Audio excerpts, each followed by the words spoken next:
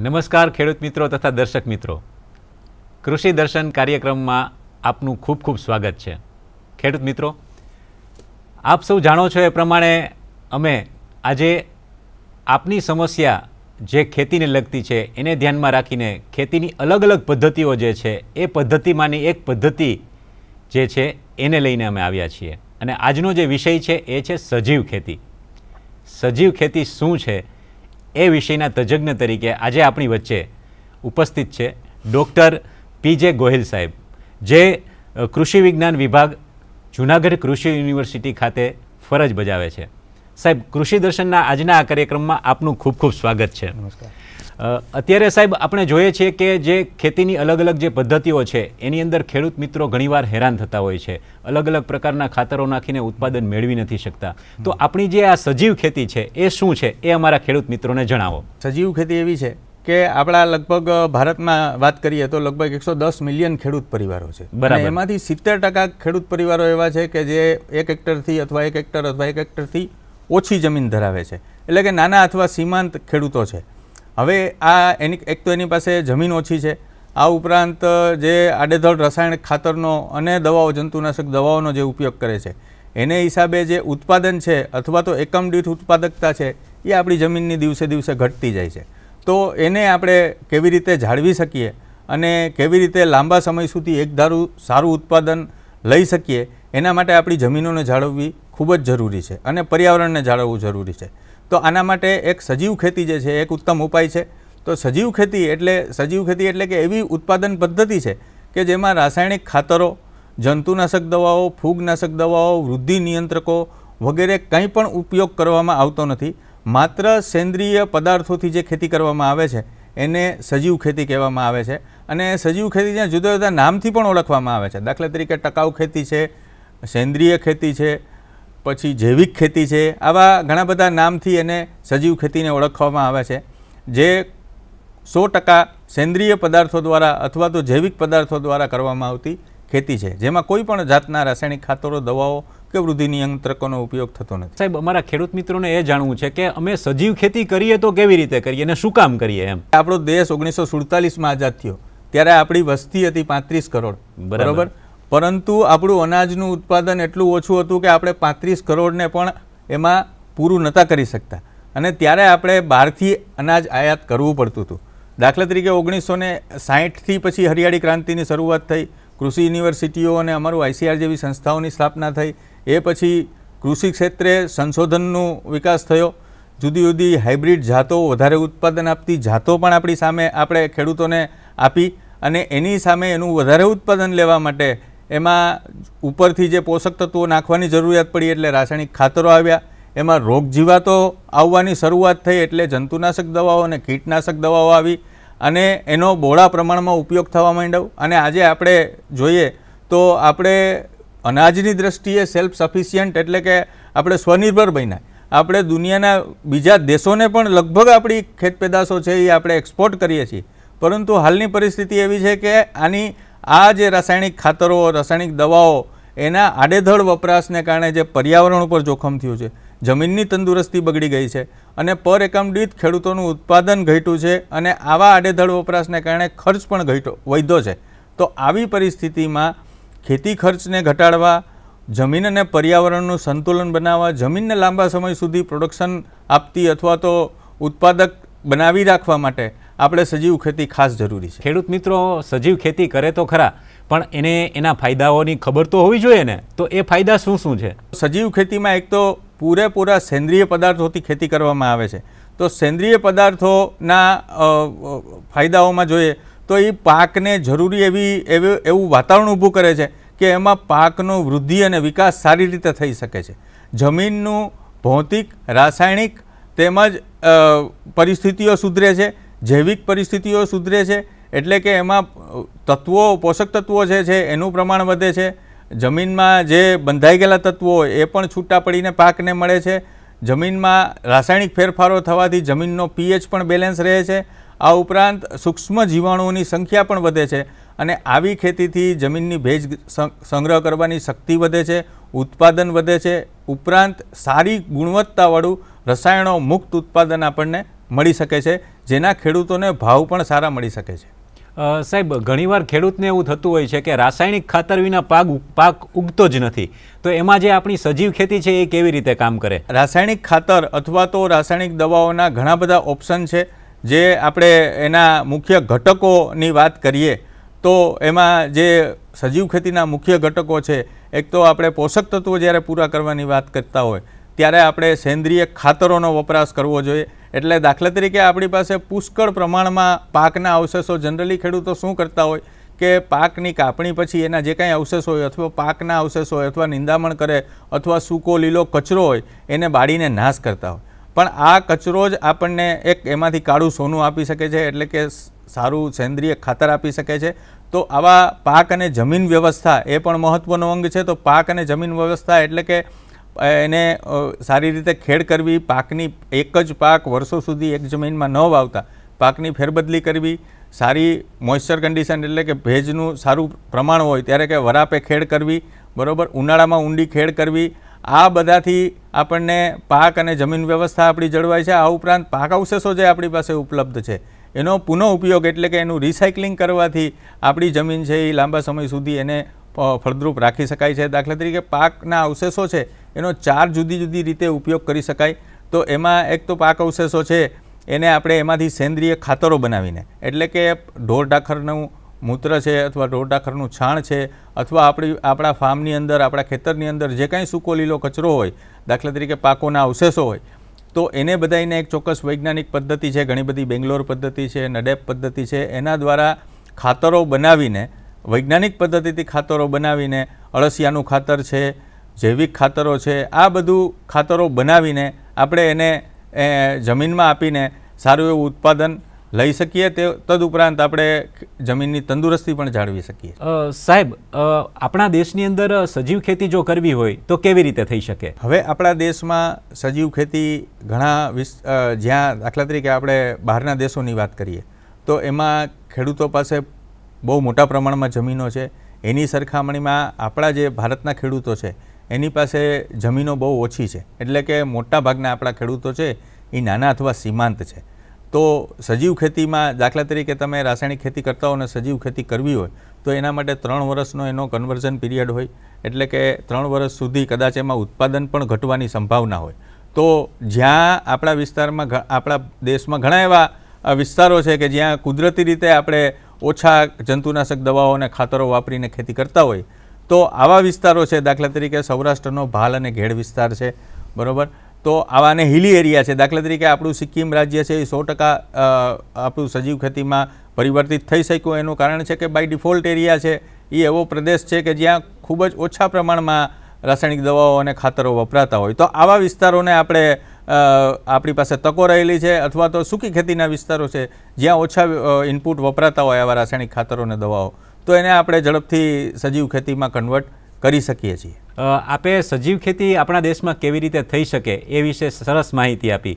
પણ બીજો પ્રશ્ન એ છે સર કે આપણા શરીરમાં જેમ અંગો છે એ બધા અંગો અલગ અલગ રીતે કામ કરે છે, તો ખેતીના આવા અંગો કોઈ ખરા? એક તો છે એમાં પાક અને જમીન વ્યવસ્થા છે. એટલે કે પાક અને જમીન વ્યવસ્થા એટલે સજીવ ખેતીનો જે પાયાનો સિદ્ધાંત કહીએ તો એ છે પાકની ફેરબદલી. તો ઘણી વખત એકનો એક પાક આપણે એક જ જમીન ઉપર વાવતા હોય તો એમાં રોગ જીવાતના પ્રશ્નો પણ આવે, ઉપરાંત તેનું ઉત્પાદન પણ ક્રમશઃ ઘટતું જતું હોય. તો આવી પરિસ્થિતિમાં પાકની ફેરબદલી બહુ જ જરૂરી છે. ઊંડા મૂળ, પછી છીછરા મૂળવાળા પાકો, કઠોળ વર્ગના પાકો, પછી ધાન્ય વર્ગના પાકો, આવા બધાય જો રોટેશનમાં આપણે પાકની ફેરબદલી કરતા રહીએ તો જમીનની તંદુરસ્તી પણ જળવાય છે. આ ઉપરાંત જે આપણે જમીનની વ્યવસ્થામાં જોઈએ તો વરાપે ખેડ કરવી, સારી રીતે ખેડ કરવી, આનાથી પણ જમીનની તંદુરસ્તી જળવાય છે. અને એમાં જે જૈવિક જે સૂક્ષ્મ જીવાણુની સંખ્યા છે એ પણ વધતી જોવા મળે છે અને ઉત્પાદન પણ વધતું જોવા મળે છે. બીજો ઉપયોગ છે, ખેડૂતો બાળી નાખે છે, પણ એ બાળવા ન જોઈએ, કારણ કે જ્યારે આવા અવશેષો બાળીએ ત્યારે એમાંથી નાઇટ્રોજન છે, સલ્ફર છે, એવા તત્વો છૂટા પડીને બાષ્પીભવનથી હવામાં ઉડી જાય છે. પરંતુ જો એને બાળવાની સલાહ નથી આપતા આપણે, અને ખાસ કરીને એનું ગળતિયું ખાતર બનાવીને અથવા તો એનું આવરણ તરીકે ઉપયોગ કરીને, એટલે આવા જે કાંઈ અવશેષો છે એનું બે હાર પાકની હોય એની વચ્ચે આવરણ તરીકે ઉપયોગ કરવાથી જમીનનું તાપમાન છે એ સંતુલનમાં રહે છે, જમીનનો ભેજ છે એ જળવાય છે, કારણ કે સીધો સંપર્કમાં નથી આવતો સૂર્યપ્રકાશના, એટલે જમીનનો ભેજ નથી ઉઠતો. આ ઉપરાંત નીંદણો પણ ઓછા થાય છે. જ્યાં આપણે મલ્ચિંગ, જે અમારી ભાષામાં આવરણને મલ્ચિંગ કહેવાય, જ્યાં મલ્ચિંગ કરેલું હોય ત્યાં, તો આવા ઘણા બધા, અને એમાં જમીનમાં સેન્દ્રિય તત્વો પણ ઉમેરાય છે. તો મલ્ચિંગના પણ આવા ફાયદા છે. અથવા તો આવા પાક અવશેષોને સીધા આપણે જમીનમાં ઇન્કોર્પોરેટ એટલે કે દાટી શકીએ છીએ. જેના માટે હવે આપણી ખેતી છે એ પૂરેપૂરી યાંત્રિકીકરણ તરફ જઈ રહી છે. તો રોટાવેટર નામના સાધનો ઉપલબ્ધ છે. એવા બીજા ઘણા સાધનો પણ ઉપલબ્ધ છે કે આવા આપણે જે અવશેષો છે એને સીધા જ આપણે જમીનમાં ભેળવી અને એનું સેન્દ્રિય તત્વ આપણે ઉમેરી શકીએ છીએ. આ ઉપરાંત આપણા જે કોઈ અમુક બાય પ્રોડક્ટ હોય, દાખલા તરીકે ખોળ છે, મગફળીનો ખોળ છે, દિવેલીનો ખોળ છે, તો આવા જે અખાદ્ય ખોળ છે એને આપણે સીધો જ જમીનમાં આપીને ઉપયોગ કરી શકાય છે. જેમાં વધારે પ્રમાણમાં નાઇટ્રોજન, ફોસ્ફરસ તત્વો હોય છે અને પોટાશ તત્વો હોય છે. તો આવા ખોળનો પણ સીધો જ ઉપયોગ આપણે કરી શકાય છે. સર, આપે જે અંગો વિશે ખૂબ સરસ વાત કરી. તો હવે સાહેબ, જે બિન રાસાયણિક નીંદણ એટલે શું એ વિશે સમજાવો. ખેડૂતો જ્યારે રાસાયણિક ખેતી કરતા હોય ત્યારે તો એમાં હાથ નિંદામણથી પણ કરે છે, આંતરખેડથી પણ નિંદામણ કરે છે, અને જરૂર પડે એમાં જે નિંદામણનાશક દવાઓ છે એનો ઉપયોગ પણ કરતા હોય. પણ જ્યારે સજીવ ખેતીની વાત આવે તો એમાં આપણે કોઈ જ પણ જાતની રાસાયણિક દવાઓ કે રાસાયણિક નિંદણનાશકો વાપરવાના નથી. ત્યારે જો નિંદણ નિયંત્રણ કરવું હોય તો સૌથી પહેલું મેં મૂળભૂત અંગોમાં વાત કરી હતી, એ છે પાકની ફેરબદલી. બરાબર. તો અમુક પાકોમાં અમુક પ્રકારના ચોક્કસ પ્રકારના નિંદણો આવતા હોય. જો દર વર્ષે એક જ પાક વાવીએ તો એક જ પ્રકારના નિંદણોની એનો વધારો દર વર્ષે થતો રહે છે. તો પાકની ફેરબદલી કરવાથી, અથવા તો જે પાક સાથે એસોસિએટેડ વીડ હોય એટલે કે નિંદામણ હોય એની સંખ્યા ઓછી થાય છે, અને ક્રમશઃ ધીમે ધીમે નિંદામણની સંખ્યા ઓછી થાય. આ ઉપરાંત બિન રાસાયણિક નીંદણ નિયંત્રણની બીજી વાત કરીએ તો એમાં આંતરખેડ છે. જમીનની તૈયારી સારી રીતે કરીએ, હાથ નિંદામણ કરીએ, આંતરખેડ કરીએ, તો આવી રીતે પણ નિંદામણનો નાશ કરી શકાય છે. આ ઉપરાંત જો એક હવે તો ફ્લેમ બર્નર પણ આવી ગયા છે, એટલે બે હાર વચ્ચેનું જે નિંદામણ હોય એ પ્રોપેલિન ગેસના બર્નરથી આપણે ફ્લેમથી પણ નિંદામણનું બાળીને નાશ કરી શકીએ. આ ઉપરાંત આમાં જે ટપક પિયત પદ્ધતિઓ છે એવી પિયત પદ્ધતિઓ જો વાપરવામાં આવે તો લગભગ 60થી 70% નિંદામણ ઓછું ઉગે છે. તો આવી પિયત પદ્ધતિઓનો ઉપયોગ કરીને નિંદામણનું થોડા ઘણા અંશે નિયંત્રણ કરી શકાય. આ ઉપરાંત ઘણી બધી સોઇલ સોલરાઇઝેશન છે, એટલે કે જમીનનું ક્ષૌરકરણ છે. તો વાવેતર પહેલાં જે પ્લાસ્ટિકથી જમીનનું ક્ષૌરકરણ કરવામાં આવે તો એનાથી પણ નિંદામણમાં આપણને ઘણો બધો ફાયદો, ઉગાવો ઓછો થાય છે અને નિંદામણ ઓછું થાય છે. આ ઉપરાંત જૈવિક નિંદામણ નાશકો છે, જે હવે સંશોધનોના અંતે ઘણા બધા આપણને બેક્ટેરિયા છે, ફૂગ છે, રાઇઝોબેક્ટેરિયા છે, આવા ઘણા બધા જે આપણને મળેલા છે જૈવિક નિયંત્રકના સાધનો કે જેનાથી આપણે નિંદામણનું નિયંત્રણ કરી શકાય છે. તો આવી જૈવિક નિંદામણ નાશકોથી પણ આપણે નિંદામણનું નિયંત્રણ કરી શકીએ. તો હવે રોગ જીવાત જે નિયંત્રણ આવતું હોય તો એના વિશે પણ આપ વાત કરો. આ બધી રાસાયણિક દવાઓની આડઅસરો આપણે જાણીએ છીએ કે આપણા ખોરાકમાં પણ આના અવશેષો આવવા લાગ્યા છે. આવા કેન્સર જેવા રોગોના કેસ, એમાં અમુક કારણો આવા અવશેષો જે આપણે પેટમાં જાય છે એને હિસાબે પણ છે. તો આવા રોગ જીવાતના નિયંત્રણ માટે જ સજીવ ખેતીમાં ઘણા બધા વિકલ્પો ઉપલબ્ધ છે, જેમાં કે પાકની ફેરબદલી કરીને પણ રોગ જીવાતને નિયંત્રણમાં રાખી શકાય છે. પછી પિંજર પાકો છે એને પણ આપણે પ્રકાશ પિંજરો છે એનો ઉપયોગ કરીને પણ જીવાતને નિયંત્રણ રાખી શકાય છે. આ ઉપરાંત જૈવિક જંતુનાશકો છે, એટલે કે લીમડાનું તેલ છે, આવા બધા જૈવિક જંતુનાશકો, તમાકુનો ઉકાળો છે, આવા બધા જૈવિક જંતુનાશકોનો ઉપયોગ કરીને પણ આપણે રોગ અને જીવાતને કાબૂમાં રાખી શકાય છે. આ ઉપરાંત જૈવિક જંતુનાશકો દાખલા તરીકે અમારી યુનિવર્સિટી પણ ઉત્પાદિત કરે છે. બિવેરિયા બેસિયાના છે, વર્ટિસિલિયમ લેકાની છે, તો અને મેટારિઝિયમ એનિસોપ્લી છે. તો આવા બધા જૈવિક જંતુનાશકોથી પણ આપણે જીવાતનું નિયંત્રણ સારી રીતે કરી શકીએ છીએ. આ ઉપરાંત ફૂગ હોય, કોઈ ફૂગને હિસાબે સુકારો હોય કોઈ પાકમાં, તો ટ્રાઇકોડર્મા વિરિડી છે અથવા તો એરંડીનો ખોળ નાખીને પણ એને આપણે રોગનું નિયંત્રણ કરી શકીએ છીએ. તો આવી જુદી જુદી ઘણી પદ્ધતિઓ છે. અમારી યુનિવર્સિટી એક ન્યુક્લિયર પોલીહાઇડ્રોસિસ વાયરસ બનાવે છે, એટલે કે NPV વાયરસથી ઓળખાય છે. તો આવા NPV વાયરસનો ઉપયોગ કરવાથી એમાં બે પ્રકારના છે, લીલી ઈયળ અને લશ્કરી ઈયળ માટે. તો જે ઈયળ આવી હોય એના આ રીતે NPVનો ઉપયોગ કરવાથી એનું નિયંત્રણ થાય છે. એ ઈયળોમાં રોગ લાગે છે ને એ મરી જાય છે. તો આવા જૈવિક નિયંત્રણના સાધનો વાપરીને આપણે રોગ અને જીવાતનું નિયંત્રણ સારી રીતે કરી શકાય છે. આ ઉપરાંત ફેરોમેન ટ્રેપ બનાવીએ છીએ અમે પણ, અને બજારમાં પણ ઉપલબ્ધ છે. તો આવા જુદા જુદી જીવાતો માટેના જુદા જુદા ફેરોમેન ટ્રેપ લગાડીને પણ આપણે એનું નિયંત્રણ કરી શકાય. ખેડૂત મિત્રો જાણવા ઘણીવાર એ માગતા હોય છે કે આ સજીવ ખેતી અમે કરીએ તો ખરા, પણ અમારે ખાતર કયું વાપરવું ને જૈવિક ખાતર વાપરવું તો કેવી રીતે બનાવવું? બીજું છે એક જૈવિક ખાતર, એટલે કે આપણા જમીનમાં તમે 1 ગ્રામ જમીન લ્યો એમાં તો લાખો કરોડોની સંખ્યામાં સૂક્ષ્મ જીવાણુઓ હોય. પણ હવે એ સૂક્ષ્મ જીવાણુની આપણે વર્ષોથી રાસાયણિક ખેતી કરીએ છીએ તો આડેધડ વપરાશને કારણે સૂક્ષ્મ જીવાણુની સંખ્યા ઘટી ગઈ છે.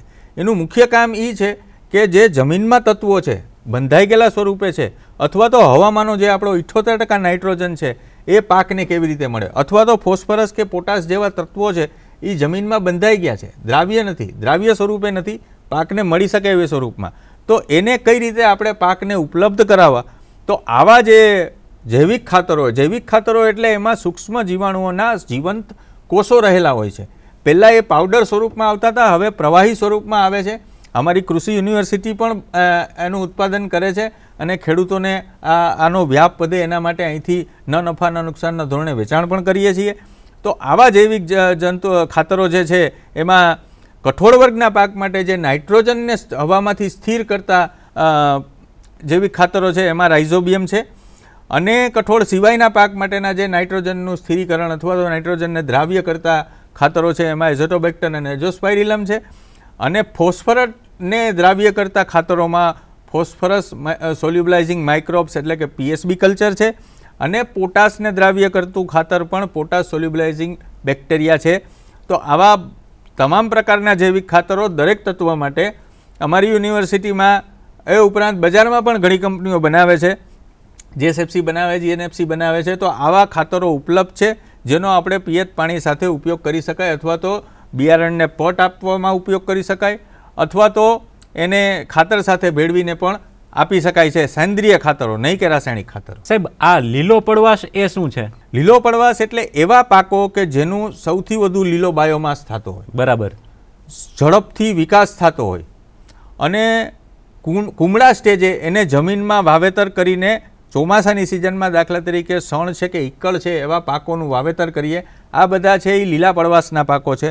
શણ, ઈકળ, ગુવાડ, ચોળી આ બધા લીલા પડવાશના પાકો છે જે વધારે પ્રમાણમાં બાયોમાસ આપતા પાકો છે અને ઝડપથી વૃદ્ધિ કરતા પાકો છે. તો આવા પાકોને આપણે વાવી અને એનું ફૂલ આવે એ અવસ્થાએ, અથવા ફૂલ પહેલાં અથવા ફૂલ આવે ત્યારે રોટાવેટરની મદદથી આપણે જમીનમાં સીધા દબાવી દઈએ, અને તો એમાં જે સેન્દ્રિય જે પદાર્થ છે એ જમીનમાં વધારેમાં વધારે ઉમેરાય છે. અને આ જમીનમાં દબાવ્યા પછી 1-8 મહિના પછી એનું સંપૂર્ણ કોહવાણ થઈ જાય, એ પછી આપણો જે પાક મુખ્ય વાવવાનો હોય એ વાવી શકાય. તો આવા લીલા પડવાશના પાકોથી જમીનમાં સેન્દ્રિય તત્વો પુષ્કળ પ્રમાણમાં ઉમેરાય છે અને જમીનની ફળદ્રુપતા વધે છે ચોક્કસ રીતે. પણ જ્યારે ખાતરની વાત કરીએ છીએ ત્યારે અળસિયા દ્વારા એક ખાતર બનાવવામાં આવે છે. એ ખાતર કેવી રીતે બનાવવામાં આવે છે ને સજીવ ખેતીમાં એનો ઉપયોગ શું છે? તો અળસિયા 2 પ્રકારના હોય છે. એક તો જમીનની સપાટી ઉપર રહીને ખાવાવાળા હોય છે, અને બીજા છે જમીનમાં બહુ નીચે રહીને, એટલે 5-7 મીટર ઊંડા રહીને ખાવાવાળા હોય છે. તો આવા અળસિયાની સંખ્યા ઘટી ગઈ. તો જે અળસિયા છે એ લગભગ દર વર્ષે પુષ્કળ પ્રમાણમાં એની અગાર જમીનમાં છોડતા હોય છે, અને એ એક સેન્દ્રિય ખાતર છે, બહુ ઉત્તમ ક્વોલિટીનું ખાતર છે. તો આવા અળસિયા હવે ઓછા હોય તો અળસિયાનું કૃત્રિમ રીતે આપણે ખાતર બનાવી શકાય છે, જેમાં અળસિયાની પ્રજાતિઓ છે, દાખલા તરીકે એસિનિયા ફેટિડા છે કે પેરિયોનિક્સ એક્સ્કાવેટસ જાત છે. તો આવી જાતોમાંથી જે સેન્દ્રિય કચરો આપણી પાસે ઉપલબ્ધ છે, અથવા લીલો સૂકો કચરો હોય, આ બધું નિંદામણ હોય તો કાઢેલું આપણું, તો એને બધાને એક એનો બેડ તૈયાર કરવામાં આવે છે, અને ખેતર ઉપર જ આ ખાતર તૈયાર થાય છે, એમાં અળસિયા છોડવામાં આવે છે. અને આ ખાતરનો ઉપયોગ ખૂબ જ સારો છે. એમાં મુખ્ય પોષક તત્વોની સાથે ગૌણ પોષક તત્વો પણ પૂરતા પ્રમાણમાં હોય છે, અને સારું એવું જમીનને ઉત્પાદકતા વધારવામાં એનો ફાળો છે. એટલે વર્મી કમ્પોસ્ટ એટલે કે અળસિયાનું ખાતર પણ સજીવ ખેતીનું એક ઉત્તમ મૂળભૂત અંગ છે. આ સંકલિત વ્યવસ્થા કરવી હોય પોષણ માટેની તો કેવી રીતે કરવી? જે આપણે સજીવ ખેતીમાં તો ન વાપરી શકીએ, પણ સંકલિત પોષણ વ્યવસ્થા આપણે જો રાસાયણિક ખાતરોનો ઉપયોગ આપણે ઘટાડવો હોય તો આપણી પાસે જે પોષણ વ્યવસ્થાની દરેક, મેં અગાઉ વાત કરી એમ, સેન્દ્રિય ખાતરો, પાક અવશેષોનો પુનઃ ઉપયોગ, અળસિયાનું ખાતર, જૈવિક ખાતર, લીલો પડવાશ, આ જેટલી પણ આપણી પાસે પોષણ વ્યવસ્થાની વસ્તુઓ અથવા તો ટેકનોલોજી જે ઉપલબ્ધ છે એનો સમન્વય કરીને ઓછામાં ઓછું રાસાયણિક ખાતર જાય અથવા તો વપરાય એવું આપણે જે પદ્ધતિ છે દરેક પદ્ધતિઓનો સમન્વય અને સંકલન કરીને જે પદ્ધતિ છે એને સંકલિત પોષણ વ્યવસ્થા પદ્ધતિ. વાહ સાહેબ. હવે સાહેબ સજીવ ખેતીમાં ખેડૂત મિત્રો ઘણીવાર એમ કહેતા હોય કે અમે કરીએ તો ખરા, પણ એમાં ઉત્પાદન અમને કેટલું મળે, કેમ મળે, એ વિશે જણાવો. જ્યારે આપણે રાસાયણિક ખેતીમાંથી સજીવ ખેતીમાં આપણે અપનાવીએ છીએ ત્યારે એ લગભગ 3 વર્ષનો પીરિયડ હોય છે, જેનું સર્ટિફિકેશન માટે પણ 3 વર્ષનો ટ્રાન્ઝિશન પીરિયડ છે. તો 3 વર્ષ એવું માનવામાં આવે છે કે ઉત્પાદન ઘટી શકે છે, બરાબર. પણ પછી જમીનની પરિસ્થિતિ, જમીનની તંદુરસ્તી, પાકની પરિસ્થિતિ અને જમીનની અંદર આ પુષ્કળ પ્રમાણમાં સેન્દ્રિય તત્વોનો ઉમેરો થતાં જમીનની પરિસ્થિતિ સુધરે છે અને 3 વર્ષ પછી પાછું તમને જે મેળવતા હો રાસાયણિક ખેતીમાં એના કરતાં પણ કદાચ વધુ ઉત્પાદન તમે મેળવી શકો છો જમીનમાં ભૌતિક, રાસાયણિક અને જૈવિક પરિસ્થિતિમાં સુધારો થતા. તો શરૂઆતમાં કદાચ એવું લાગે કે ઉત્પાદન ઘટે છે, પણ લાંબા ગાળે ખૂબ જ ગુણવત્તાવાળું, એકદમ રસાયણોથી મુક્ત અને સારું એવું ઉત્પાદન આપણે સજીવ ખેતીથી મેળવી શકીએ. પણ ખેડૂત મિત્રો આ ખેતી કર્યા પછી એમને શું શું વિઘ્નો આવે જો એ સજીવ ખેતી કરે તો એના વિશે જણાવો. હવે સજીવ ખેતીમાં અવરોધરૂપ પરિબળોની આપણે જો વાત કરીએ તો અત્યારે એક તો આપણી પાસે જમીનો ખેડૂતો પાસે ઓછી છે, એટલે ખેડૂતો એક તો એ બીવે છે કે ભાઈ 3 વર્ષ આપણું ઉત્પાદન ઘટશે તો આપણો નફો પણ ઓછો થશે અથવા તો આપણી આવક પણ ઓછી થશે, બરાબર. બીજો છે આપણે એવી કોઈ વેચાણ માટેની વ્યવસ્થા આપણી પાસે હજી માળખાકીય સુવિધાઓ નથી કે જ્યાં ખેડૂત પોતાનો ઓર્ગેનિક માલ અથવા તો સેન્દ્રિય ખેતીથી પકવેલો માલ વેચી શકે, બરાબર. આ ઉપરાંત બીજા ઘણા જે ખેડૂતોની જે છે એની પાસે એવું ટેકનિકલ નોલેજ અથવા તો એની પાસે એવું કોઈ જ્ઞાન નથી, બરાબર. હવે તો ઘણો બધો જ્ઞાનનો વ્યાપ થયો છે, પણ હજી ઘણા ખેડૂતો એવો છે કે જેને ભાઈ સજીવ ખેતીમાં શું શું વાપરવું, કેવી રીતે વાપરવું એ ખબર નથી. તો આવા ઘણા બધા પરિબળો છે હજી સેન્દ્રિય આ ખેતી અપનાવી કે કેમ એ વિશે ખેડૂતો અસમંજસમાં રહે છે. સાહેબ, એવું સાંભળવામાં આવ્યું છે કે જે ખેડૂત મિત્રોને સજીવ ખેતી કરવી હોય તો એનું પ્રમાણપત્ર કઢાવવું પડે, એ ક્યાંથી મળે? સજીવ ખેતીમાં તમારે તમારી પેદાશને સજીવ રીતે અથવા તો આ પદ્ધતિ સજીવ ખેતી પદ્ધતિથી પકવેલી છે એનું જે પ્રમાણન આપવા માટે એનું સર્ટિફિકેટ લેવું ખાસ જરૂરી છે. તો જ લોકો વિશ્વાસ કરશે કે તમે આ સજીવ ખેતીથી પકવેલી વસ્તુ છે. તો એના માટે જો સર્ટિફિકેટ લેવું હોય તો આપણા ગુજરાતની વાત કરીએ તો ગુજરાતમાં ગોપકા સંસ્થા છે, એટલે Gujarat organic product certification agency છે, જે ભારત સરકારના આપણા જે સજીવ ખેતીના ધારાધોરણો છે એના મુજબ સર્ટિફિકેટ આપે છે. તો એની જે સર્ટિફિકેટ લેવાની પ્રોસિજર એટલે કે એની પદ્ધતિમાં વાત કરીએ તો એમાં એક ખેડૂતોએ પહેલાં એના 3 વર્ષના જે રેકોર્ડ છે એ બધા સાથે રાખીને એક અરજી કરવાની હોય છે, જે શું શું વાપર્યું છે, એણે કયા કયા ઇનપુટ વાપર્યા છે, એના પાકની ચકાસણી અને જમીનની ચકાસણીના રિપોર્ટ, આ બધું એક સાથે કરીને એને એક અરજી કરવાની થાય છે, જેની ઓફિસ આપણે અમદાવાદ ખાતે કાર્યરત છે. અને આ અરજી કર્યા પછી એ લોકો એક થર્ડ પાર્ટી એગ્રીમેન્ટ કરે છે. ગોપકા નામની સંસ્થા જે છે એ ખેડૂત સાથે થર્ડ પાર્ટી એગ્રીમેન્ટ કરીને પછી એનું ઇન્સ્પેક્શન આવે છે. એ તમારી ખેત પેદાશોનું અચાનક જ ઇન્સ્પેક્શન કરે છે, બધી જ જાતના નમૂના લે છે, તમારી પેદાશોના નમૂના લે છે, તમારી જમીનના નમૂના લે છે, તમારા ફાર્મ ઉપરના બધા જ રેકોર્ડ ચકાસે છે, બધી જ વસ્તુ ચકાસે છે. અને પછી એ ત્યાં એજન્સીને એના માટે ભલામણ મોકલે છે અને ત્યાર પછી એ ગોપકા એજન્સી છે અથવા તો ગોપકા સંસ્થા છે એ તમને એનું જૈવિક પદ્ધતિથી આ પકવે છે એવું તમને એક સર્ટિફિકેટ આપે છે. આપણા ગોહિલ સાહેબે ખેતી એટલે કે સજીવ ખેતી ક્યાંથી શરૂ કરવી અને એનું સર્ટિફિકેટ ક્યાં સુધી મળે એની ખૂબ સરસ માહિતી આપી. સાહેબ, અમારા ખેડૂત મિત્રોને આપે જે માહિતી આપી એ બદલ હું આપનો ખૂબ ખૂબ આભારી છું. તો આ જ રીતે જે તમને સજીવ ખેતી વિશે માહિતી મળેલી છે એ માહિતીને ધ્યાન રાખી આપની ખેતીમાં આપ અમલ કરશો અને અમને આ કૃષિ દર્શનના કાર્યક્રમમાંથી રજા આપશો.